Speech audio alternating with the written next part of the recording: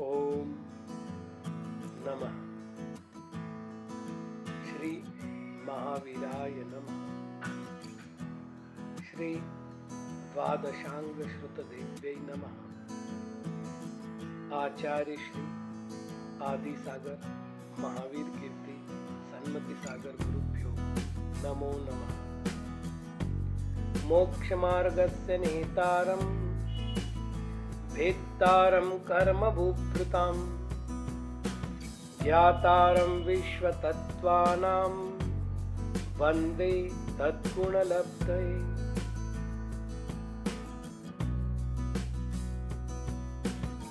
जीव तत्व का विशेष व्याख्यान करने के लिए तत्वार्थ सूत्र के द्वितीय अध्याय का अवतरण हुआ है। सबसे पहले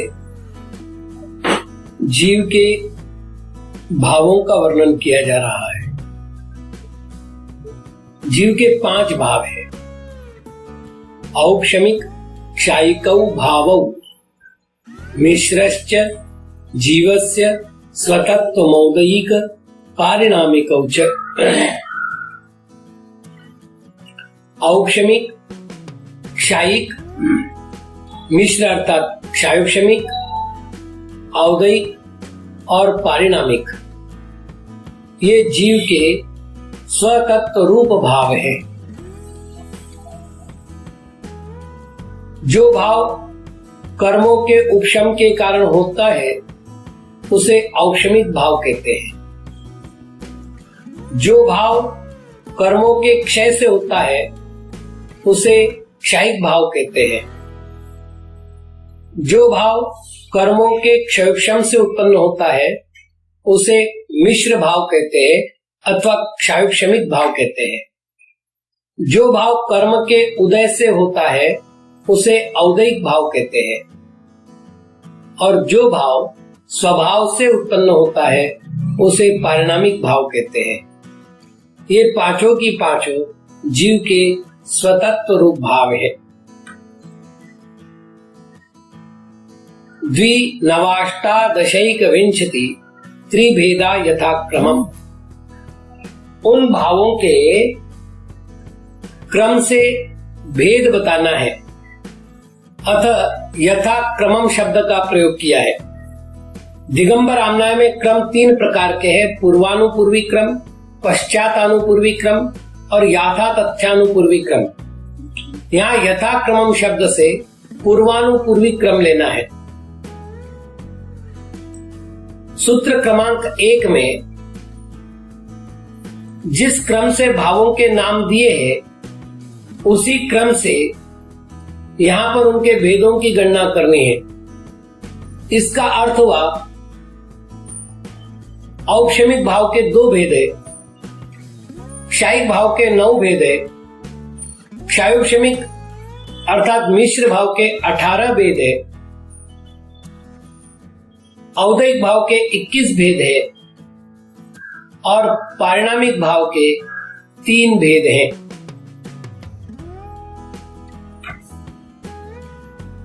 प्रश्न है औक्षमिक भाव के 2 भेद कौन से हैं? तो उत्तर बताते हुए आचार्य श्री भेद सूत्र का प्रतिपादन कर रहे हैं। सम्यक्त्व चारित्र्य, यह नपुंसकलिंगी प्रथमा विभक्ति का द्विवचन है अतः यहाँ 2 होंगे। पहला सम्यक्त्व अर्थात सम्यक दर्शन, दूसरा चारित्र अर्थात सम्यक चारित्र। चूंकि ये औक्षमिक भाव के 2 भेद है अतः यहाँ पर उपशम्य विशेषण पहले लगाना है अर्थात औक्षमिक सम्यक दर्शन और औक्षमिक सम्यक चारित्र, ये 2 भाव औक्षमिक भाव के भेद हैं। दर्शन मोनी की 3 प्रकृतियां और अनंतानुबंधी चतुष्क की 4 प्रकृतियां, इस प्रकार 7 प्रकृतियों का उपशम होने से जो सम्यक दर्शन प्रकट होता है उसे औक्षमिक सम्यक्त्व कहते हैं। अप्रत्याख्यानावरण क्रोधमान मायालोभ, प्रत्याख्यानावरण क्रोधमान मायालोभ, संज्वलन क्रोधमान मायालोभ, हास्य, रति, अरति, शोक, भय, जुगुप्सा, स्त्री वेद, पुरुष वेद और नपुंसक वेद। इस प्रकार 21 कर्म प्रकृतियों के उपशम के कारण से जो चारित्र गुण प्रकट होता है उसे औपशमिक चारित्र कहते हैं। ज्ञान दर्शन दान लाभ भोगोपभोग वीर्याणि च। क्षायिक भाव के 9 भेद कौन से हैं? तो आचार्य महाराज ने इस सूत्र में 7 भावों का नाम दिया है और चकार से सूत्रांक 3 में दिए गए 2 भावों को विशेषण बदल करके यहां लाना है। वहां पर औपशमिक भाव के भेद होने से औपशमिक सम्यक दर्शन और औपशमिक सम्यक चारित्र ऐसे 2 नाम हमने दिए थे, वही नाम यहाँ पर क्षायिक विशेषण के साथ आएंगे, अर्थात क्षायिक सम्यक दर्शन और क्षायिक सम्यक चारित्र। तो चकार से 2 नाम हुए और बाकी 7 नाम है। पहला ज्ञान, दूसरा दर्शन, तीसरा दान, चौथा लाभ, 5वां भोग, 6ठा उपभोग और 7वां वीर्य। तो ये 7 क्षायिक भाव के भेद हुए और चकार से 2 भेद हुए, इस तरह से 9 भेद हुए। ज्ञानावरण कर्म के क्षय से ज्ञान, दर्शनावरण कर्म के क्षय से दर्शन, अंतराय कर्म के क्षय से दान, लाभ, भोग, उपभोग और वीर्य, और मोनीय कर्म के क्षय से सम्यक्त और चारित्र। इस प्रकार 4 घातीय कर्मों के क्षय से 9 भाव प्रकट होते हैं। ज्ञान दर्शन लब्धयश्च चतुस्त्री पंचवेदा सम्यक्त चारित्र संयमा संयमाश्च। इस सूत्र का अर्थ करने की एक विधि है। यह सूत्र क्षायोपशमिक भाव के 18 भेदों का वर्णन कर रहा है। 18 की गिनती कैसे करनी है? तो एक अक्षर लेना है, अर्थात पारिभाषिक शब्द लेना है और उसके साथ यथाक्रम शब्द का अध्याहार करना है और संख्याओं को ग्रहण करना है। अब आप देख लीजिएगा, पंच भेदा तक हम इसी नियम को धारण करेंगे।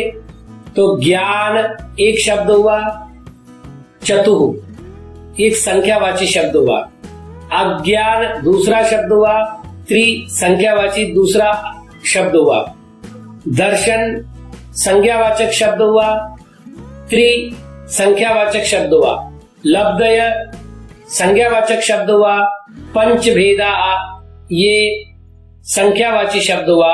अब इनको जोड़ लो, ज्ञान के 4 भेद, अज्ञान के 3 भेद, 4 और 3 7 हो गए, दर्शन के 3 भेद, 7 और 3 10 हो गए, लब्धि के 5 भेद तो 15 हो गए। अब बचे 3 भाव। तो पहला है सम्यक्त्व, दूसरा है चारित्र और तीसरा है संयमा संयम। और ये जो अंत में चकार आया है, ये सभी भावों को मिश्रित करके ये बता रहा है कि ये 18 प्रकार के भाव हुए। 4 ज्ञान होते हैं, मति ज्ञान, श्रुत ज्ञान, अवधि ज्ञान और मनःपर्यय ज्ञान। 3 अज्ञान होते हैं। तो जैसे कि पहले अधिकार में सूत्र आया ही है, मति श्रुता वदयो विपर्ययश्च, तो वो 3 अज्ञान यहाँ ग्रहण करने हैं, कुमति ज्ञान, कुश्रुत ज्ञान और कुअवधि ज्ञान अथवा विभंगावधि ज्ञान। दर्शन 3 है, चक्षु दर्शन, अचक्षु दर्शन, अवधि दर्शन। लब्धियों के नाम वैसे पिछले सूत्र में अर्थात क्षयिक भाव के प्रकरण में आया था, दान लाभ भोगो भोग वीर्याणि च। वही लब्धियां यहाँ है, किंतु वहां क्षायिक विशेषण से विशिष्ट थी, यहाँ क्षायुक्षमिक विशेषण से विशिष्ट है। अतः कहेंगे क्षायुक्षमिक दान लब्धि, क्षायुक्षमिक लाभ लब्धि, क्षायुक्षमिक भोग लब्धि, क्षायुक्षमिक उपभोग लब्धि, क्षायुक्षमिक वीर्य लब्धि। अंत में बचा सम्यक्त्व अर्थात क्षायुक्षमिक सम्यक्त्व, चारित्र अर्थात क्षायुक्षमिक चारित्र, और संयमा संयम अर्थात देश विरत। ये 18 भेद क्षायुक्षमिक भाव के हैं। औदैहिक भाव के 21 भेद हैं।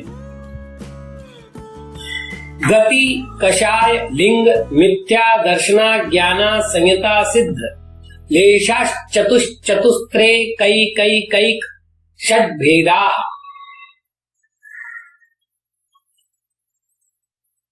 यहां क्या करना है? तो लेशा पर्यंत सारे संज्ञावाचक शब्द हैं और चतु से लेकर षट पर्यंत सारे संख्यावाचक शब्द हैं। दूसरे सूत्र से यथाक्रमम शब्द का यहां अध्याहार करना है, और जब यथाक्रमम शब्द हमने यहां ले लिया तो हमें एक संख्यावाची शब्द और एक संख्यावाची शब्द इस तरह जोड़ते चलना है। अपन जोड़कर देख लेते। गति चतु, कषाय चतु, लिंग त्रि, मिथ्या दर्शन एक, अज्ञान एक, असंयत एक, सिद्ध एक, लेशा षट। अब इनके साथ भेदा शब्द को जोड़ देना है। तो ये सारे भेद हो गए। गति के 4 भेद होते हैं, देवगति, मनुष्य गति, तिर्यंच गति, नरक गति। कषायों के 4 भेद होते हैं, क्रोध, मान, माया, लोभ। लिंग के 3 भेद होते हैं, स्त्रीलिंग, पुल्लिंग, नपुंसकलिंग।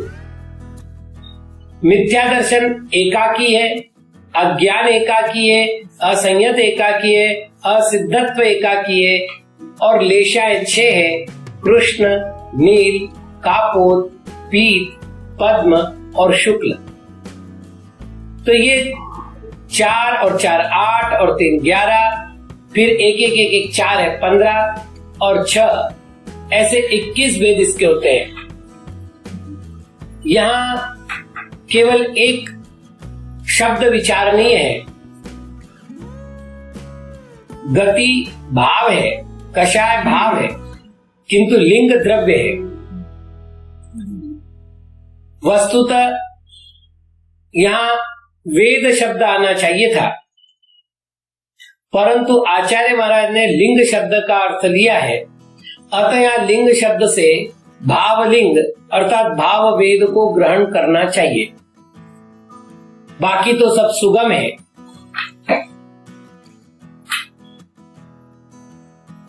पांचवें भाव का नाम है पारिणामिक भाव।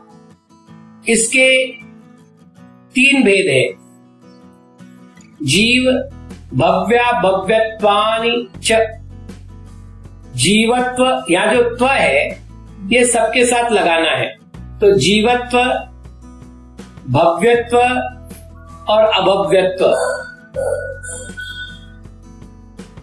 अब यहां पर चकार के 2 अर्थ हो सकते हैं। एक, जो प्रकरण चल रहा है भाव शब्द का, उस प्रकरण का समापन इति अथवा च शब्द से किया जाता है। एक तो ये हुआ। चकार का दूसरा अर्थ यदि हम करना चाहे प्रसंगानुसार तो जीवत्व, भव्यत्व और च लगा दो बीच में अन्वय करते समय, च और अभव्यत्व। लेकिन आचार्य ने एक विशेष अर्थ में चकार का प्रयोग किया है, क्योंकि जीव में और भी भाव है। उदाहरण के लिए अस्तित्व, वस्तुत्व, द्रव्यत्व, प्रमेयत्व। इन भावों का ग्रहण कहां करना है?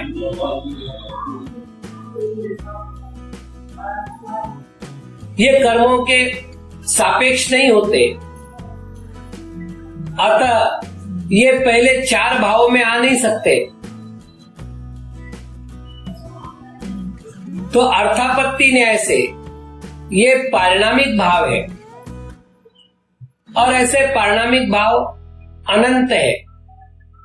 फिर एक प्रश्न आएगा, यदि पारिणामिक भाव अनंत है तो आपने जो पहले कहा द्विनवाष्टादशिक विंशति त्रिभेदा यथाक्रमम, इस सूत्र के माध्यम से कि उसके 3 भेद होते हैं, तो ये संख्या पे विचार हो जाएगा। क्योंकि हम 3 संख्या बतावे और भावों के अनेक भेद करें तो संख्या में दोष आ गया, तो संख्या में विचार नाम का दोष हो जाएगा। तो आचार्य पूज्यपाद महर्षि ने इसका उत्तर दिया कि नहीं, हमने स्वतत्व रूप भाव की चर्चा किए और स्वतत्व रूप पारिणामिक भाव 3 ही होते हैं। शेष भाव स्वतत्व रूप न होकर स्वपर तत्व रूप भाव है।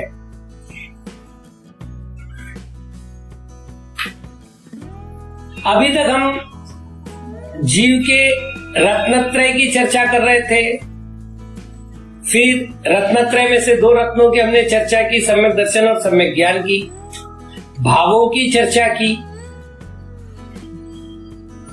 किंतु अभी तक जिसकी चर्चा हो रही है उसके लक्षण की चर्चा नहीं हुई। मिली हुई अनेक वस्तुओं में से किसी एक वस्तु को पृथक करने वाला जो हेतु होता है उसे लक्षण कहते हैं। तो जीव का लक्षण क्या है?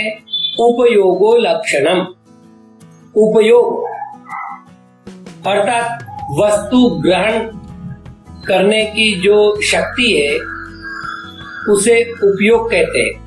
चैतन्यानुविधायी आत्म परिणामों को उपयोग कहते हैं। ज्ञान दर्शन रूप भाव को उपयोग कहते हैं। ये उपयोगी लक्षण है। अब वास्तविक सूत्र कैसा होना चाहिए था? उपयोगो जीवस्य लक्षणम। क्योंकि किसका लक्षण है? तो जीव का लक्षण है, तो जीव शब्द का ग्रहण किया जाना चाहिए था, सूत्र में नहीं किया गया। ऐसा क्यों?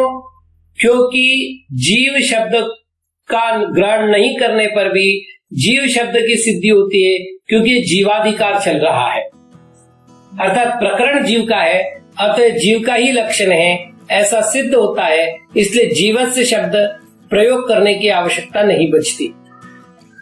स द्विविधोष्ट चतुर्भेद, स अर्थात वह जिसका प्रकरण चल रहा है उसी के बारे में, अर्थात जिसका नाम लिया गया है उसी का सर्वनाम प्रयुक्त होता है।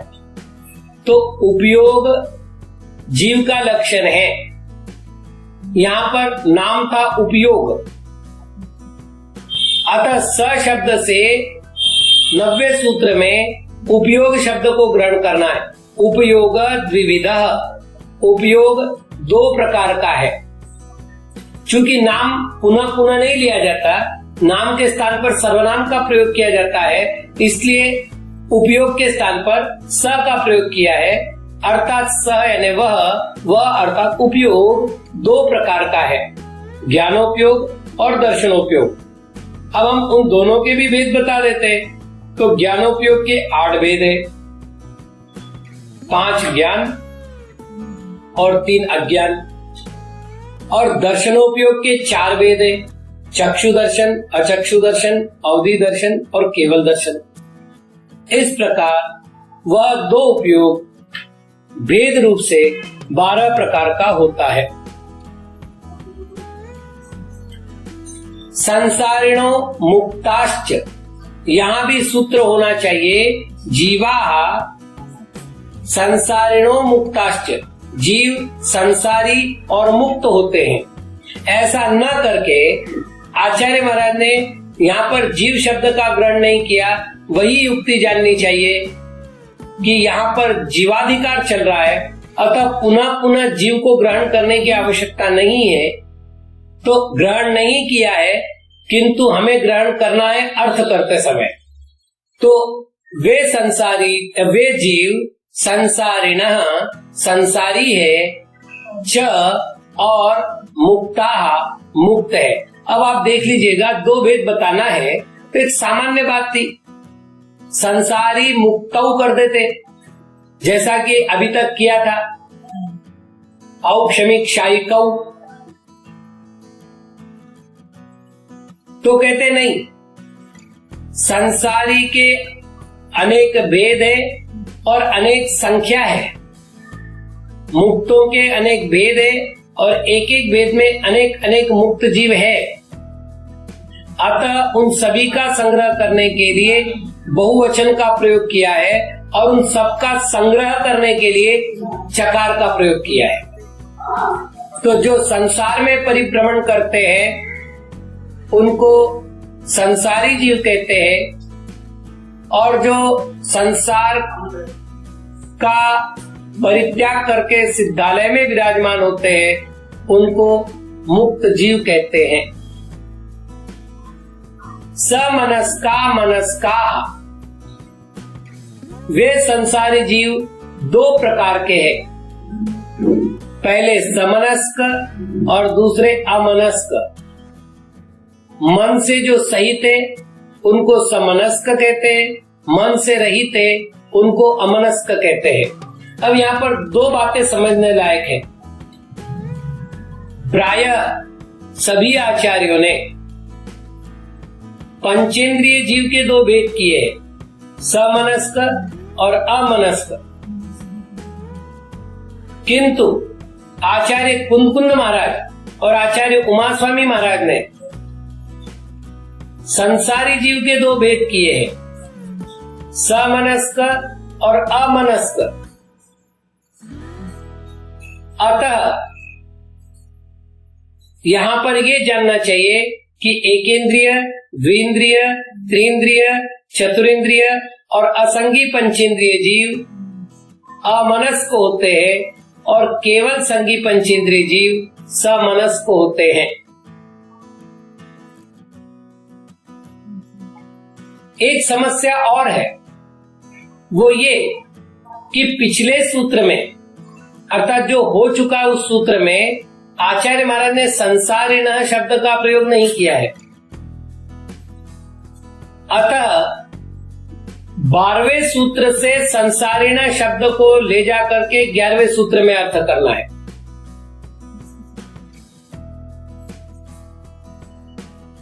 अथवा 10वें सूत्र से संसारिणः शब्द ला करके 11वें में लाना चाहिए, मतलब अध्याय दोनों ओर से हो सकता है। तो 10वें सूत्र से कैसे आएगा? तो 10वें सूत्र में जो क्रम दिया है, एक नियम है, यथा उद्देश्य तथा निर्देश, जैसा क्रम रखा जाता है वैसा ही वर्णन किया जाता है। तो वहां पर संसारिणो मुक्ताश्च किया तो संसारिणः मुक्ताः ऐसा उसका संधि विच्छेद होता है, तो संसारिणः समनस्का मनस्का कर देना चाहिए। दूसरे प्रकार से भेद बताना है। अब यदि यहाँ पर संसारिणः न लिखते तो क्या दोष आता? हम कर लेते 10वें से अध्याय, भाई अध्याय तो कर लेते, लेकिन जैसे सूत्र हमेशा एक दूसरे से जुड़े होते, तो हमने पिछले सूत्र में कहा था समनस्क अमनस्क। अब यथाक्रम लगा दो, समनस्क जीव त्रस होते हैं, अमनस्क जीव स्थावर होते हैं, ऐसा एक गलत अर्थ निकल आता। ऐसा अर्थ ना निकले कि भाई समनस्क जीव त्रस होते, अमनस्क जीव स्थावर होते, ऐसा विपरीत अर्थ ना निकले, इसलिए सूत्र की प्रामाणिकता को बनाने के लिए संसारिणः शब्द का प्रयोग किया है। अर्थात समनस्क अमनस्क भेद अन्य प्रकार से है, और अन्य प्रकार से यदि भेद किया जाए तो दूसरे प्रकार से भेद होगा। संसारी जीव त्रस होते हैं और स्थावर होते हैं। इस प्रकार दो प्रकार के होते हैं। दो इंद्रिय से लेकर पंचेंद्रिय पर्यंत के जीवों को त्रस कहते हैं और एकेंद्रिय जीवों को स्थावर कहते हैं। स्थावर जीव कौन कौन से हैं? अब फिर बात आप कहेंगे कि महाराज अभी आपने कहा यथा उद्देश्य तथा निर्देश, जैसा क्रम होता है वैसा ही कथन करना चाहिए। तो वहां पर तो त्रस स्थावरा कहा था, तो आपको पहले त्रसों का वर्णन करना चाहिए, तो आचार्य महाराज ने यहाँ व्युत्क्रम का वर्णन किया है, क्रमभंग किया है। क्यों?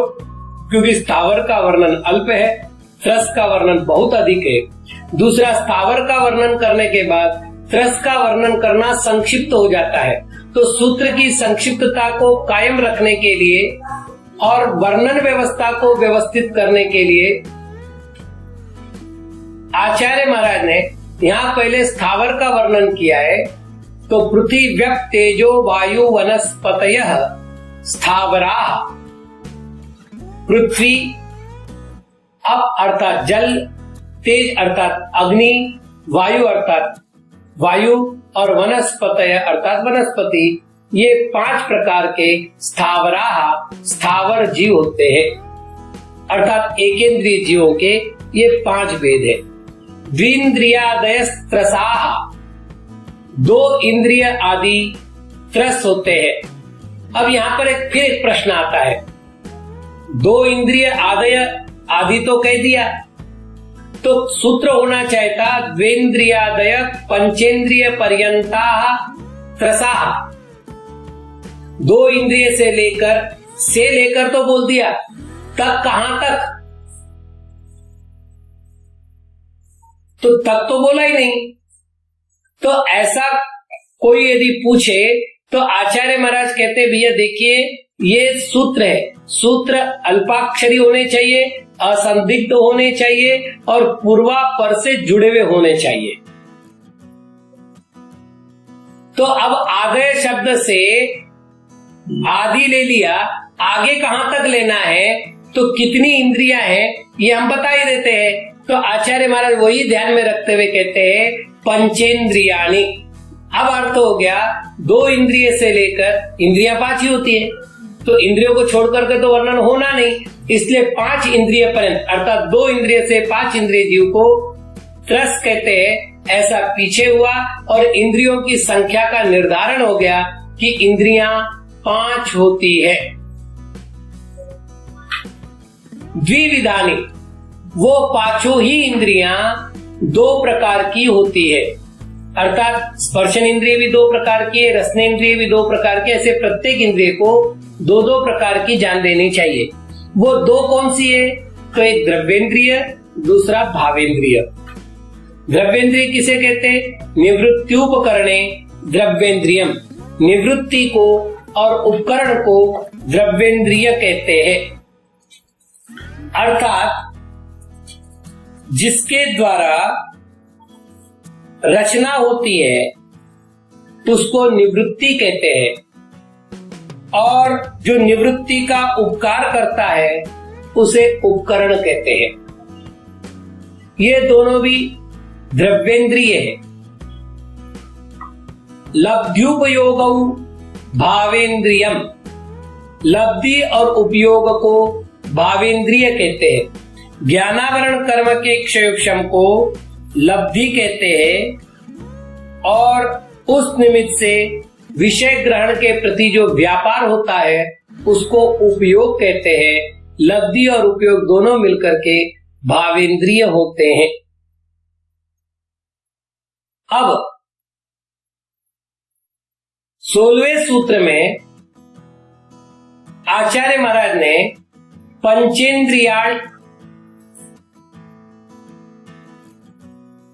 15वें सूत्र में आचार्य महाराज ने पंचेंद्रियाणी शब्द का प्रयोग किया था। तो फिर अब प्रश्न उठता है, कानी पंचेंद्रियाणी, वो 5 इंद्रियां कौन सी है? तो यहां उत्तर दिया जा रहा है, स्पर्शन, रसन, घ्राण, चक्षु, श्रोत्राणि। स्पर्शन, रसना, घ्राण, चक्षु और कर्ण, ये 5 इंद्रियां हैं। स्पर्श रस गंध वर्ण शब्दास्तदर्था। अब यहां पर भी यथाक्रमम लगाना है। 19वें सूत्र को यहां पर लिखना है और फिर उनके क्रम से अर्थ अर्थात विषय, तत् अर्थात उनके।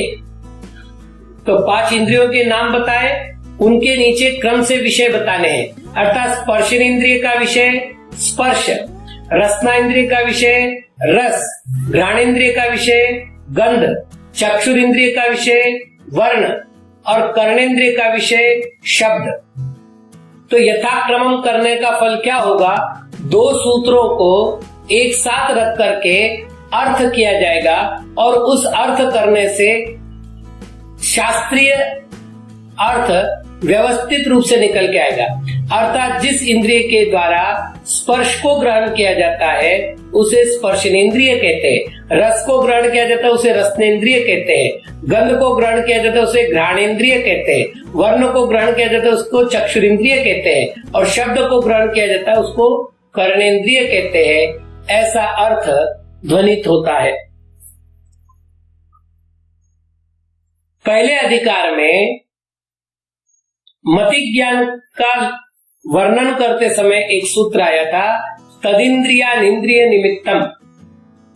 उसमें से इंद्रिय क्या है ये आपने बता दी, अनिंद्रिय का अर्थ माने हमको पता है। आपने इंद्रियों के विषय 20वें सूत्र के द्वारा भी प्रकट कर दिए, किंतु महाराज मन का विषय क्या है? तो यहां दे रहे श्रुतम अनिंद्रियस्य। अब इस सूत्र में एक शब्द और होना चाहिए, वो है अर्थ, अर्थात विषय।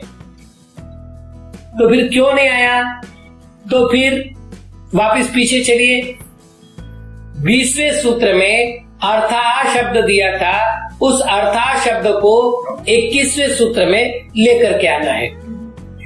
अब एक समस्या और आती है, वहां 5 थे, स्पर्श, रस, गंध, वर्ण और शब्द। अतः हमने बहुवचन का प्रयोग किया अर्थाह, लेकिन यहां मन तो एक है और विषय भी एक है, अतः यहां पर बहुवचन तो नहीं चाहिए। यदि हम वहां से अध्याहार करते तो बहुवचन का अध्याहार होगा। तो यहां पर एक समाधान जानना चाहिए। व्याकरण का एक नियम है, अर्थवशात विभक्ति परिणाम। प्रयोजन के वश जैसा समीचीन अर्थ बन सकता है वैसे विभक्तियों का परिणमन होता है। वहां अर्थ में बहुवचन की आवश्यकता थी तो वहां बहुवचन का प्रयोग हुआ, यहां आकर के एक वचन की आवश्यकता होगी तो यह अर्थ शब्द आएगा। तो वहां अर्थाहा हो गया, यहां अर्थ हो गया। किंतु सूत्र में अल्पाक्षरी रखने का नियम है, अतः अध्याहार करके जब काम चल रहा है तो यहाँ सूत्र को दीर्घ नहीं किया जा सकता। इस नियम को ध्यान में रख करके यहाँ अर्थ शब्द का प्रयोग नहीं किया गया है। तो श्रुत ज्ञान मन का विषय है। वनस्पत्यंता नामेकम। अब हमारे सामने एक सूत्र है कि 5 इंद्रियां होती है, ये हमें ज्ञात हो गया, और 5 इंद्रियों के विषय हमें मालूम हो गए, लेकिन कौन से जीव को कौन सी इंद्रिय होती है इनके बारे में, अर्थात इंद्रियों के स्वामी के बारे में हमें जानना है। तो आचार्य महाराज यहाँ स्वामी का वर्णन कर रहे हैं। जैसा कि मैंने कहा, सूत्र हमेशा संक्षिप्त पद्धति से लिखा जाता है, तो संक्षिप्त पद्धति लिखी, वनस्पति अंतानाम एकम। वनस्पति है अंत में जिसके। अब आदि में कौन है, फिर मध्य में कौन है, फिर प्रश्न तो आएगा। यदि अपन सूत्र लिखते तो लिखते पृथ्वी व्यप तेजो वायु वनस्पत्यानाम एकम। कितना बड़ा सूत्र हो गया। तो आचार्य महाराज कहते हैं ऐसा नहीं करना है। सूत्र में आपको पूर्वापर संबंध लगाना है। पूर्व में क्या कहा गया है, आगे क्या कहा जाएगा, और उसके आधार पर यहाँ सूत्र कैसे लेना है। तो हमने 13वें सूत्र में बात कही थी, पृथ्वी व्यप तेजो वायु वनस्पतयः। ये हमने क्रम दिया है, पृथ्वी, जल, अग्नि, वायु, वनस्पति। तो उस सूत्र को यहाँ सामने ध्यान में रखिएगा। अब अर्थ करिएगा, वनस्पति है अंत में जिसके। तो 13वें सूत्र में वनस्पति अंत में है, किनके अंत में है, पृथ्वी के, अप के, तेज के, वायु के। अतः वनस्पति है अंत में जिसके, तो वनस्पति का भी ग्रहण करना है और बाकी 4 का भी ग्रहण करना है। इन 5 को एकम, एक होती है। अब क्या होती है, तो भाई किसका वर्णन चल रहा है, इंद्रियों का वर्णन चल रहा है, अन्यथा कैसे करना पड़ता है। पृथ्वी व्यप तेजो वायु वनस्पत्यंतानाम एकम इंद्रियम, ऐसा बड़ा सूत्र बनाना पड़ता है। तो 13वें सूत्र से हमने 5 स्थावरों के नाम ले लिए और पंचेंद्रियाणि सूत्र से हमने इंद्रिय शब्द को ले लिया और अर्थ पूरा कर लिया। तो अर्थ ये हो गया, वनस्पति अंत में जिसके, उन सभी को, अर्थात पृथ्वी का एक, जल का एक, अग्नि का एक, वायु का एक और वनस्पति का एक जीव को एक इंद्रिय होती है। जैसा कि पूर्व में मैं बता चुका हूं कि पहले स्थावर का वर्णन इसलिए किया कि त्रस का वर्णन सुगम हो जाए, तो अब ये बता दिया कि स्थावर को एक इंद्रिय होती है। अब बाकी जीवों को कितनी कितनी इंद्रियां होती है, इसका निर्णय करना और संक्षिप्त पद्धति से करना है। तो आचार्य महाराज उत्तर दे रहे हैं, कृमि पिपीलिका भ्रमर मनुष्यादिनाम एकैक वृद्धानि। अब यहां पर एक एक उदाहरण दिया है। कृमि यानी कीड़ा, द्विंद्रिय जीव है। पिपीलिका यानी चींटी, 3 इंद्रिय जीव है। भ्रमर अर्थात भौरा, 4 इंद्रिय जीव है। मनुष्य 5 इंद्रिय जीव है। अब एक समस्या है, क्या 5 इंद्रिय जीव केवल मनुष्य है, 4 इंद्रिय जीव केवल भ्रमर है, 3 इंद्रिय जीव केवल चींटी है, 2 इंद्रिय जीव केवल कृमि है? तो नहीं। तो सूत्र में जो आदिनाम शब्द का प्रयोग है वो अब 4 बार करना है। मतलब फिर सूत्र बनाते अपन, कृम्यादीनाम, पिपीलादीनाम, भ्रमरादीनाम और मनुष्यादीनाम। 4 बार आदिनाम शब्द डाला। इसका अर्थ हो गया कि आदिनाम शब्द अंत्य दीपक है। अब क्या करना है, एक एक अर्थात क्रम से एक एक ही बढ़ाना है। क्रम से क्यों कह रहा हूं मैं, क्योंकि अभी तक हमने देखा था पृथ्वी का एक, जल का एक, अग्नि का एक, वायु का एक और वनस्पति का एक जीवों को एक इंद्रिय होती है। अब क्या करना है, केवल एक बढ़ानी है। तो फिर उनमें एक बढ़ाने बाद कितनी हुई, 2। तो 2 किनको होगी, कृमि आदि नाम। फिर एक बढ़ानी है, 3 हो गई, पिपीलिकादि नाम। फिर 4 हो गई, एक बढ़ाने पर भ्रमरादि नाम। फिर 5 हो गई, एक बढ़ाने पर मनुष्यादि नाम। तो वृद्धानी बढ़ाना चाहिए। कितना कितना बढ़ाना है, एक एक बढ़ाना है। चूंकि हमने 4 उदाहरण दिए इसलिए एक एक 4 बार बढ़ेंगे। और किसमें बढ़ना है, जो हमने पहले संख्या दी उसमें। तो एकम संख्या पहले दिए, अब उसमें एक एक बढ़ाते जाना है। ये सूत्र का अर्थ हुआ।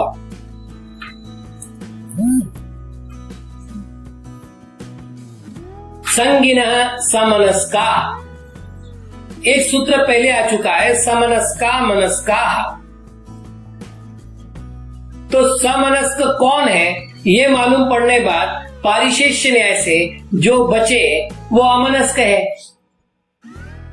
तो संगिनः संगी जीव, समनस्का समनस्क होते हैं। अर्थात पंचेंद्रिय के 2 भेद हो गए, संगी और असंगी।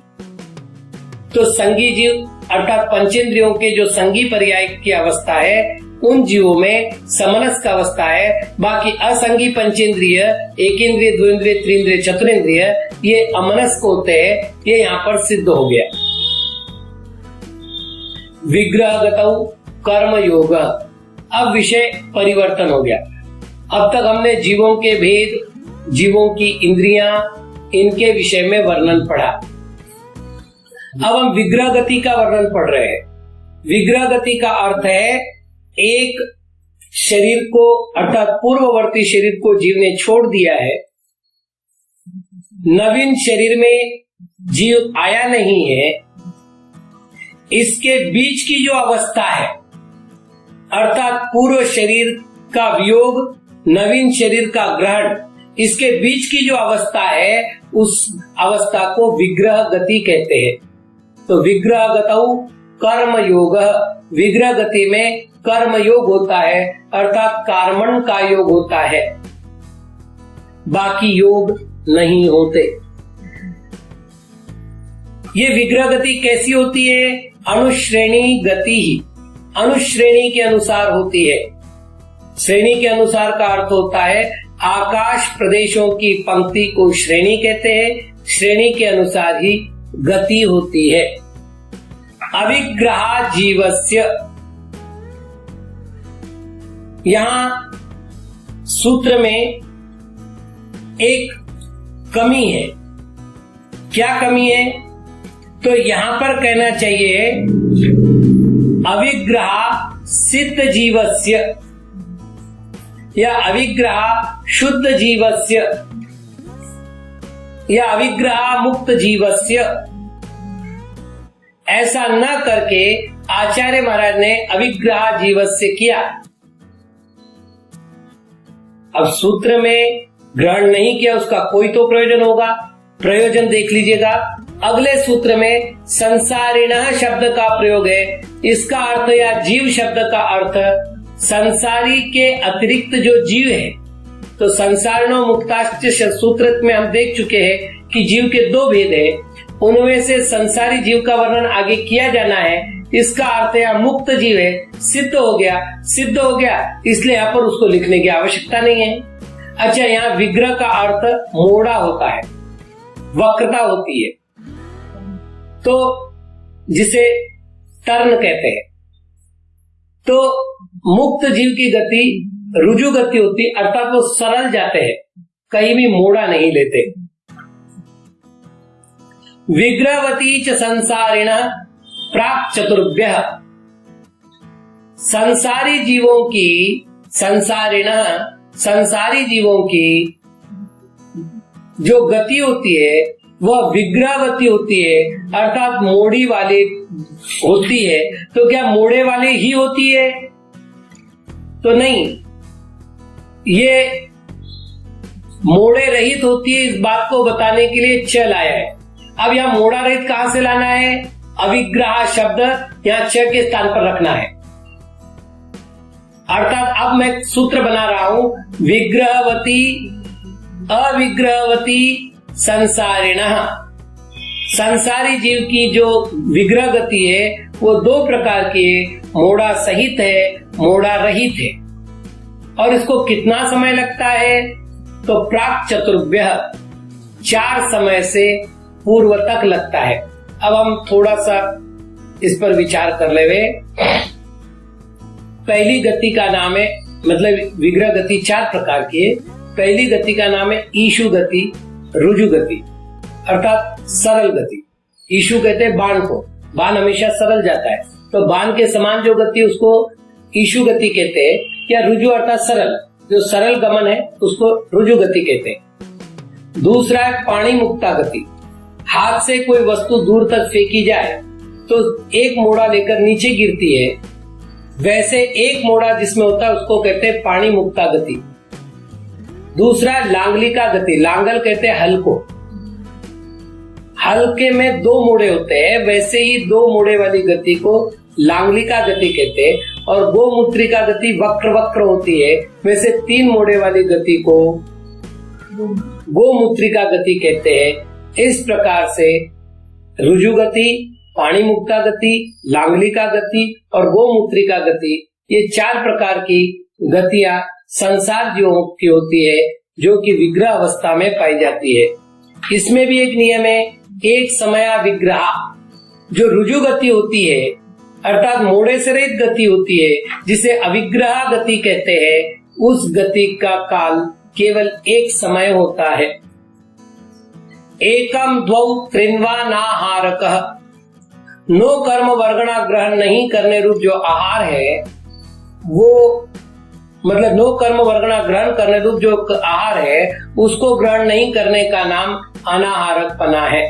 तो 1 समय तक, 2 समय तक और 3 समय तक जीव अनाहारक होता है। तो रुजु गति में अनाहारक होता नहीं। पाणी मुक्ता गति में 1 समय, लांगलिका गति में 2 समय और गोमूत्रिका गति में 3 समय तक अनाहरकपना पाया जाता है। अब विग्रह गति पूर्ण हो गई। अब आगे किसी प्रकार से जन्म लेगा, अर्थात नवीन शरीर धारण करेगा। तो धारण करने से पहले उसको जन्म की प्रक्रिया पूर्ण करनी पड़ेगी। तो जन्म के वेद कितने हैं? तो 3 वेद।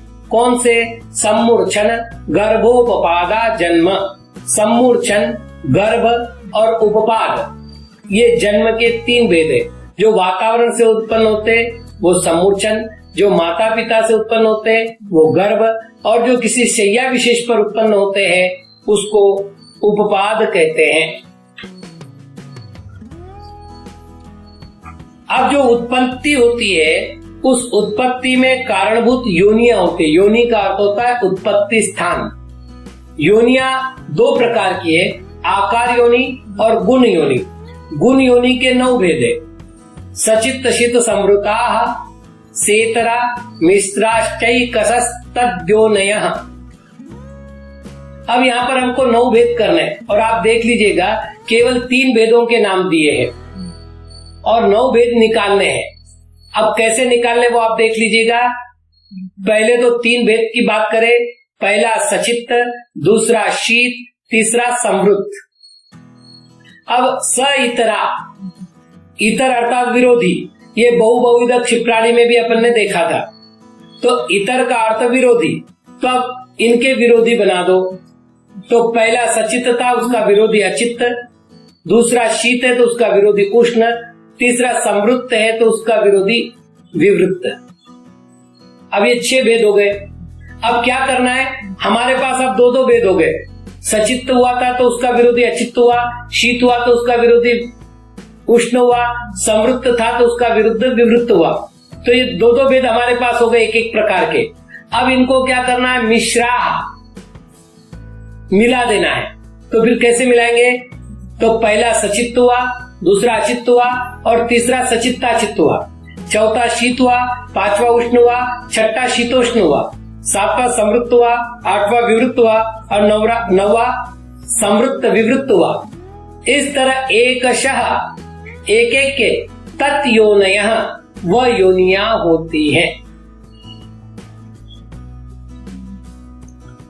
अब जन्म के भेद हो गए, योनि के नाम हो गए, लेकिन अभी तक ये नहीं बताया गया कि गर्भ किसे कहते हैं, उपपाद किसे कहते हैं और समूर्छन किसे कहते हैं। तो वो भी बता देते हैं।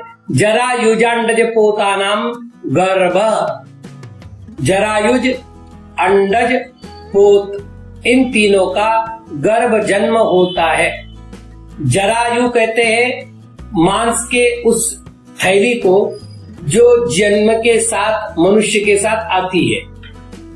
तो जरायु में जो उत्पन्न होता है वो जरायुज, अंडे से जो उत्पन्न होता है वो अंडज, और जिनके उत्पन्न होते ही वो चलने फिरने लग जाते हैं, उनके ऊपर मांस का किसी प्रकार का आवरण नहीं होता, उनको कहते हैं पोत। ये ध्यान रखिएगा, जरायु के साथ ज शब्द का प्रयोग है, अंड के साथ ज शब्द का प्रयोग है, किंतु पोत के साथ ज शब्द का प्रयोग नहीं है।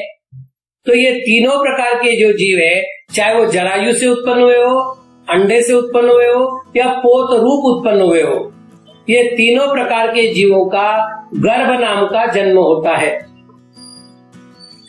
देव नारकाणाम उपपाद, देव और नारकियों का उपपाद जन्म होता है। शेषाणाम सम्मूर्छनम, शेष जीवों का सम्मूर्छन जन्म होता है। इस प्रकार जन्म का वर्णन भी पूरा हुआ। अब जन्म के साथ शरीर भी मिलते हैं, तो अब शरीर की चर्चा कर लेते हैं। शरीर के 5 भेद हैं। औदारिक, वैक्रिकाहारक, तेजस कार्मणानि शरीराणि। पहला औदारिक, दूसरा वैक्रिक, तीसरा आहारक, चौथा तेजस और 5वां कार्मण। ऐसे 5 प्रकार के शरीर होते हैं। जैसा कि शरीर शब्द का अर्थ किया है, विशिष्ट नाम कर्मोदयापादित वृत्तीनि शरीयंत इति शरीराणि। विशिष्ट नाम कर्म के उदय से प्राप्त होकर जो निरंतर गलते हैं उनको शरीर कहते हैं। अब इनका क्रम भी बड़ा विशिष्ट है। मोक्ष मार्ग के लिए नियम से औदारिक शरीर की आवश्यकता होती है, अतः औदारिक को पहले रखा है। संसारी जीवों में औदारिक के बाद वैक्रिक शरीर की बहुलता, इसलिए वैक्रिक शरीर रखा है। रीतिधारी मुनियों को प्राप्त होने वाला होने से आरक उसके बाद है, और सभी जीवों को प्राप्त होते हैं, इसलिए तेजस कार्मण को अंत में रखा है। तो ये इसका क्रम है। कुल मिलाकर 5 शरीर होते हैं। अब उनके विषय में भी वर्णन कर लेते हैं। परम परम सूक्ष्मम, परम अर्थात आगे आगे आगे के शरीर सूक्ष्म होते हैं। इसका अर्थ कैसे करना है? तो औदारिक शरीर स्थूल है, उदार जो होता है उस शरीर को औदारिक शरीर कहते। तो औदारिक शरीर स्थूल है, उसकी अपेक्षा वैक्रिक सूक्ष्म है, उसकी अपेक्षा आरक सूक्ष्म है, उसकी अपेक्षा तेजस सूक्ष्म है, और सबसे सूक्ष्म कार्मण शरीर है। तो आगे आगे के शरीर सूक्ष्म होते हैं।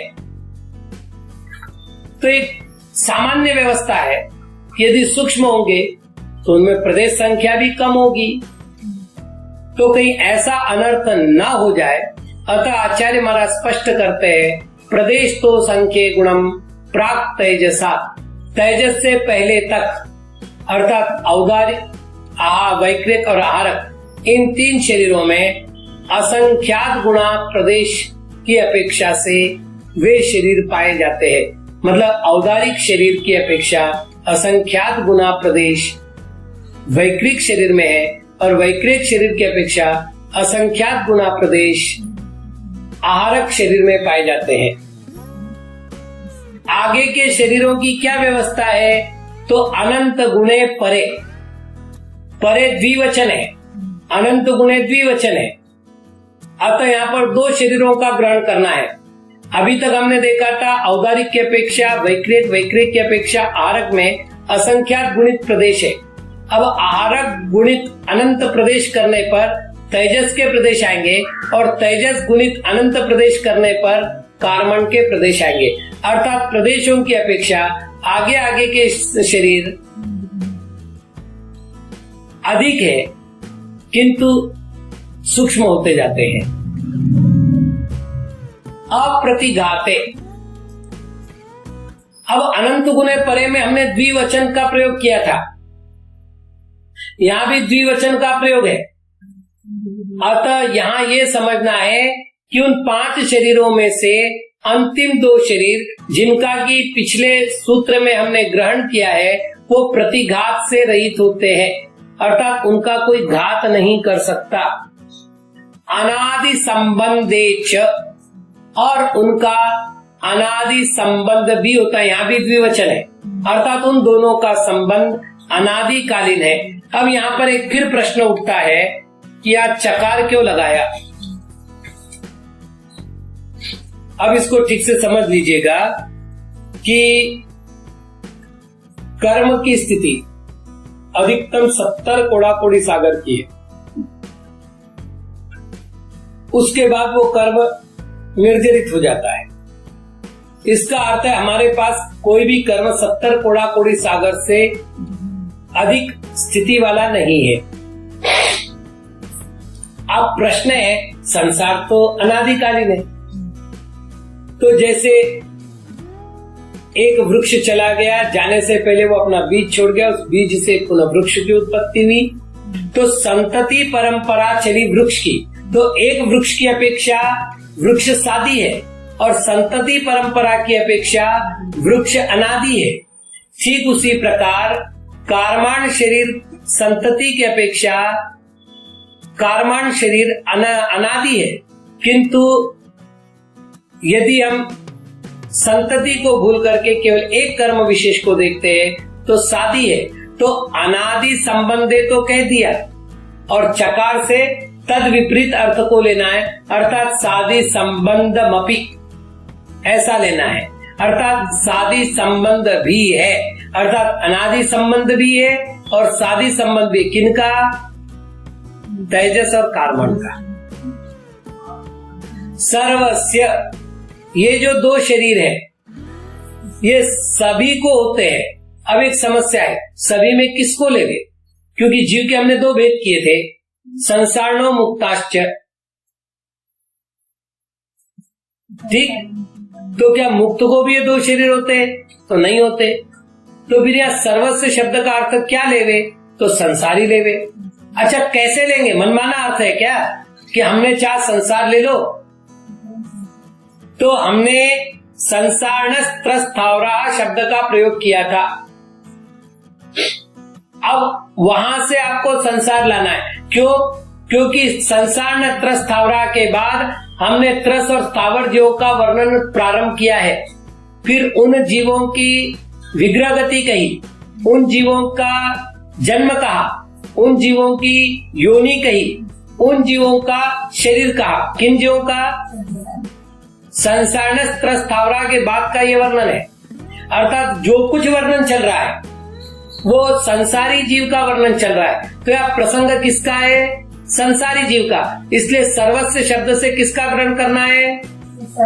सभी को होता है, अर्थात सभी संसारी जीवों को होता है। तदादीनि भाज्यानि युगपदे कस्मिन्ना चतुर्भ्यः। पिछले अधिकार में एक सूत्र आया था, एकादिनी भाज्यानि युगपदे कस्मिन्ना चतुर्भ्यः। यहाँ एक शब्द की जगह तत् शब्द आया है, बाकी सूत्र जो की त्यों है। तदादीनि, तत् आदीनि, उन दोनों को आदि लेकर। क्यों?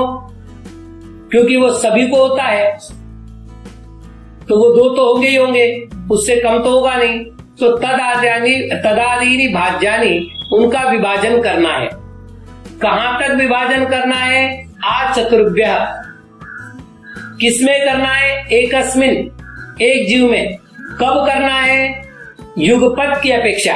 यदि एक साथ की बात करते हैं तो दो होंगे तो कौन से होंगे? औदारिक, तेजस और कार्बन। तीन होंगे तो कौन से होंगे? औदारिक, तेजस, कार्बन, अथवा वैक्रिक, तेजस, कार्बन। चार होंगे तो औदारिक, आहारक, तेजस, कार्बन। वैक्रिक शरीर देवनारकियों को होता है, मनुष्यों को नहीं होता, अतः यहाँ पर उसका ग्रहण नहीं किया है। हाँ, यदि अन्य प्रकार से करे तो लब्धि प्रत्यय सूत्र से वैक्रिक शरीर जो लब्धि से प्राप्त होता है उस अपेक्षा बात करेंगे तो औदारिक, वैक्रिक, तेजस और कार्बन लेंगे, क्योंकि फिर उनको आहारक वृद्धि नहीं होगी। तो कुल 4 लेने हैं, लेकिन पूज्यपाद महाराज ने वैक्रिक शरीर मनुष्य को नहीं माना है, अतः उन्होंने एक ही भंग बनाया है, औदारिक, आहारक, तेजस और कार्बन। निरूपभोगमंत्यम, जो अंतिम शरीर है अर्थात कार्बन शरीर, वह उपभोग से रहित है। और उपभोग का यहाँ अर्थ करना है इंद्रियों के द्वारा शब्दादि को ग्रहण करने की जो लब्धि है उसको यहाँ उपभोग कहते हैं। अर्थात इंद्रियों के द्वारा शब्द आदि को ग्रहण करने की जो शक्ति है उसको उपभोग कहा है। यहाँ उपभोग शब्द अलग अर्थ में है, भोगोपभोग परिमाण शब्द में अलग अर्थ में है। पुनः पुनः भोगने को उपभोग कहा है, और यहाँ उपभोग का अर्थ है केवल लब्धि को, शरीर आदि के द्वारा उपलब्धि, तो उसको नहीं करता, ये इसका अर्थ है। गर्भ सम्मूर्छन माध्यम। अब ये 5 शरीर के स्वामी कौन है? तो उत्तर दिया जा रहा है गर्भज और समूर्छनज। ज शब्द लगता है जन्म के लिए, तो गर्भ जन्म जिनका होता है उनको कहते हैं गर्भज, और समूर्छन जन्म जिनका होता है उनको कहते हैं समूर्छनज।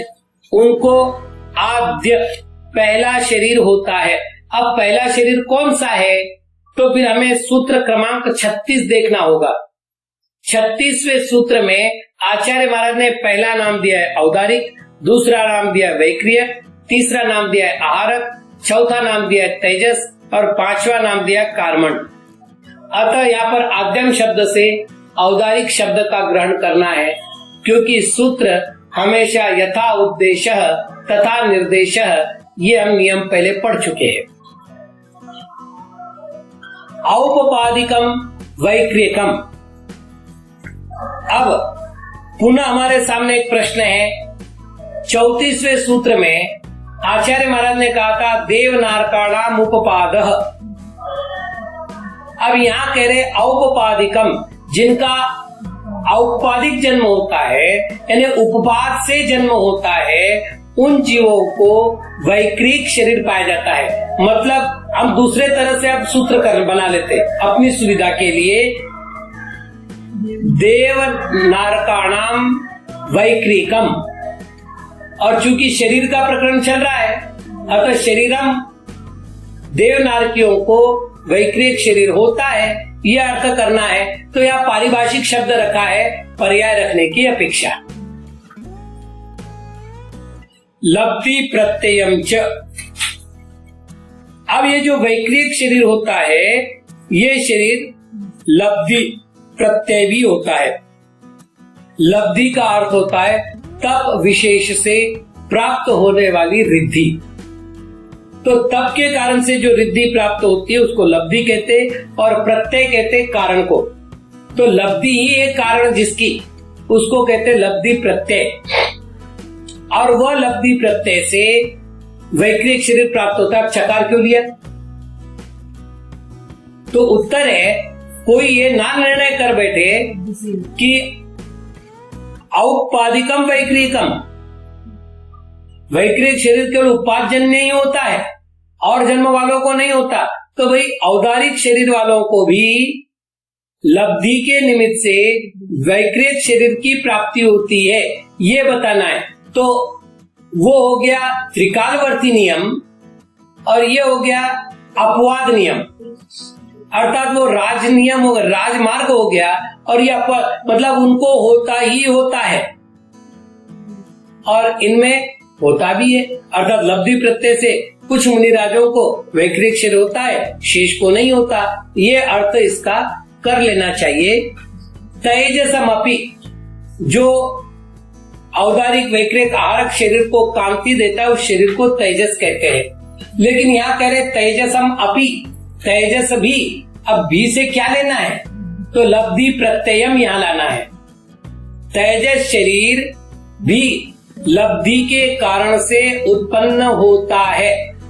अर्थात तेजस शरीर को भी हमें दो रूप से लेना पड़ेगा, एक तो लब्धि के निमित्त से प्राप्त होने वाला, और एक शरीर के रूप से प्राप्त होने वाला। दो। अब आहारक शरीर का प्रकरण छोड़ करके तेजसमपि कह दिया था, तो वो संक्षिप्तता लाने के लिए कहा गया था। तो फिर आहारक शरीर का स्वामी कौन, आहारक शरीर कैसा होता है? तो आचार्य महाराज उत्तर दे रहे, शुभम विशुद्ध मव्याघाति चाहारकम प्रमत्त संयतस्यैव।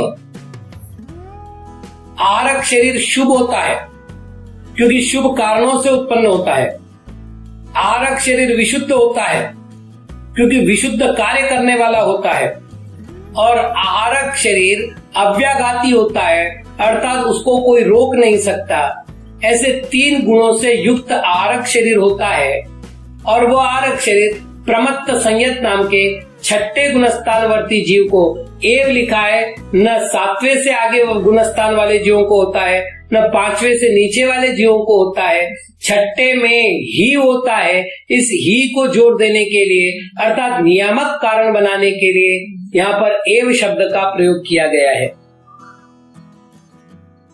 अब औदैहिक भाव में हमने लिंग शब्द का प्रयोग किया था। जब जन्म ले लिया है, शरीर पाया, तो शरीर के साथ या तो कोई स्त्री होगा, कोई पुरुष होगा, कोई नपुंसक होगा, कुछ तो होगा। तो भाई किस पर्याय में कौन से लिंग होते हैं, हमें ये तो बताइए। अर्थात किन जीवों में कौन कौन से लिंग पाए जाते हैं? तो संक्षिप्तीकरण की पद्धति से आचार्य महाराज कहते हैं, नारक सम्मूर्छिनो नपुंसकानि, नारक और सम्मूर्छन जीव नपुंसक होते हैं। न देवा। अब सूत्र का अर्थ क्या करना है? तो पहले तो पिछले सूत्र में जो नपुंसकानि शब्द आया था उसे यहां लाना है।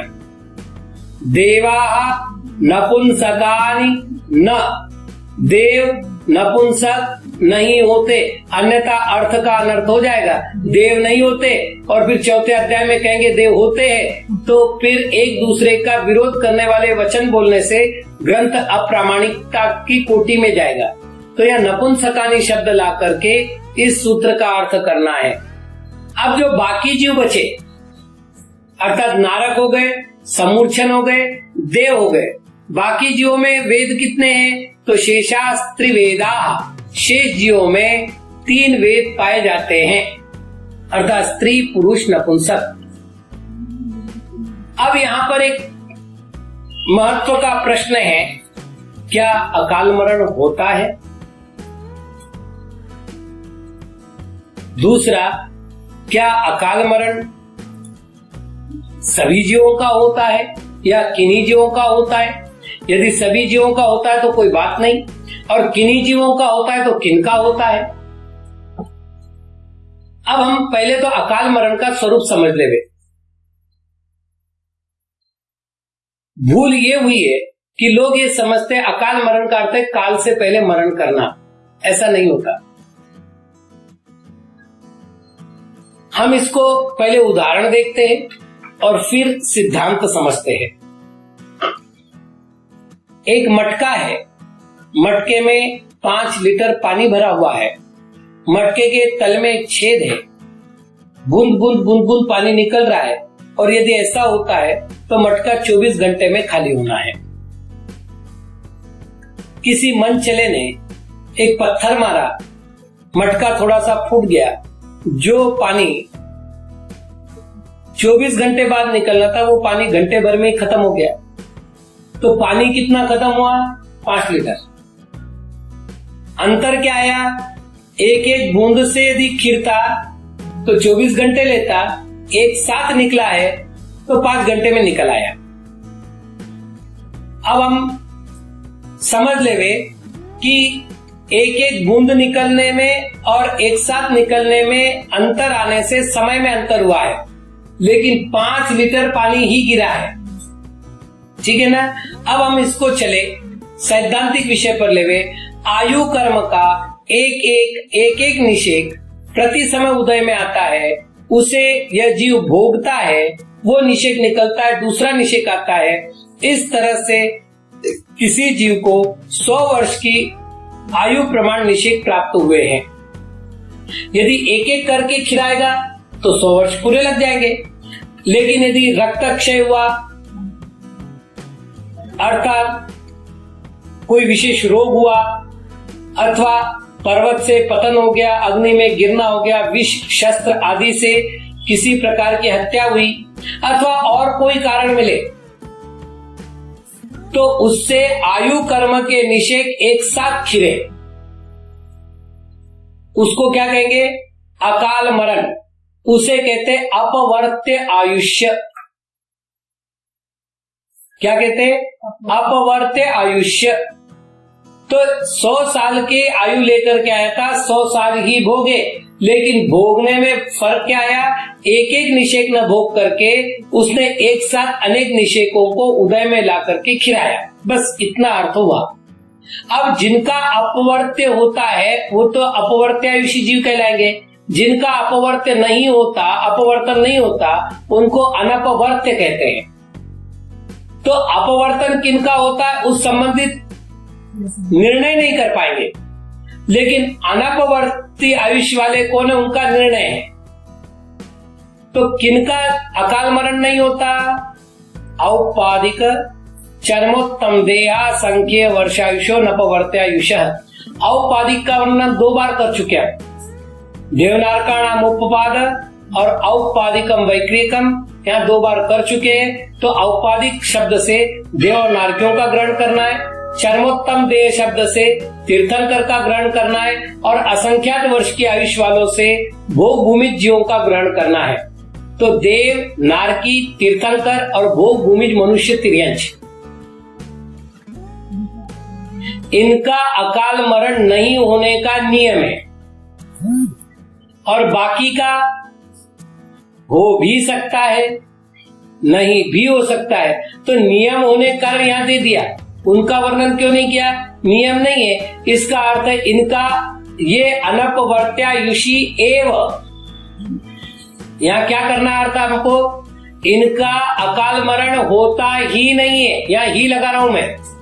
और बचे हुए जो जीव उनका होता भी है, नहीं भी होता है। इस प्रकार दो विकल्प है। इति मोक्ष शास्त्रे द्वितीय अध्याय। इस प्रकार मोक्ष शास्त्र में दूसरा अध्याय पूर्ण हुआ।